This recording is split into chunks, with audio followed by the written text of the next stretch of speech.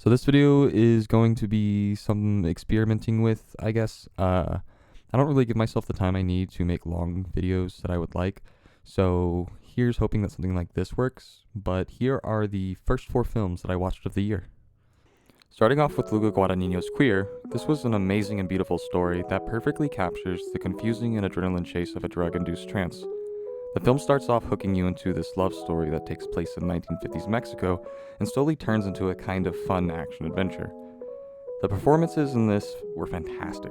Daniel Craig and Drew Starkey were perfectly casted and bring so much to their characters. Lee, played by Daniel Craig, was such a strong lead character with so much depth that I was entranced by his story unfolding as it eventually leads to his own destruction and devastation. I'm excited to watch this again, and I'm giving it a 4.5. The second film I watched this year was the third installment of Ti West's X trilogy, Maxine, and in my opinion, this was a bit underwhelming. From what I remember, the entire film seemed kind of dull. There are a lot of interesting ideas and stories the film goes into, but I personally feel they aren't focused on enough for me to really care by the end.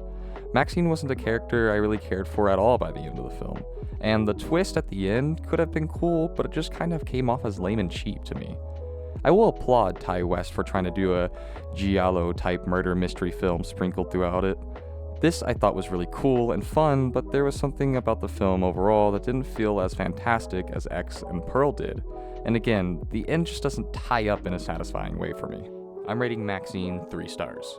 My third film of the year was Juror Number 2. Directed by Clint Eastwood and starring Nicholas Hoult, Juror Number 2 was honestly a welcoming surprise. A courtroom drama mixed in with a character study of Justin, portrayed by Hoult. I really enjoy Nicholas Hoult as an actor, and I'm really happy to see him in such a grounded yet stunning performance. Watching the character struggle between his inner guilt and trying to save this man who is not guilty kept me wanting to see what would happen next. How is this guy going to keep bullshitting his way out of this? And he does for the most part. Justin's character and past is drawn out so well in my opinion, and his issues, or his past issues, don't feel forced in your face. Even with the length clocking in at an hour and 54 minutes, I think it's solid and every second was justified. It's also a great voice for how easy it is for our justice system to point a finger and call it a day. I'm giving this a 3 star. The final film on this list is another Luca Guadagnino directed project, Challengers, starring Zendaya, Mike Faist, and Josh O'Connor. Luca and his writer Justin Kuritz captured a beautiful and mesmerizing piece of art with this. Every Luca film I've seen has been so experimental, and Challengers does not fall short of that. Everything about this film absolutely shines, but one of the things that stuck out was the beautiful and perfectly choreographed cinematography. There are so many shots in this film that had my jaw drop. 2 examples are any POV shots and the shot from under the court. The entire cast of this film brings so much energy and heart into their roles that I was invested the entire film. I had so many conflicting emotions for every character while I was watching. I would also like to point out the soundtrack and just give an applause to Luca for never missing with the soundtracks on his films.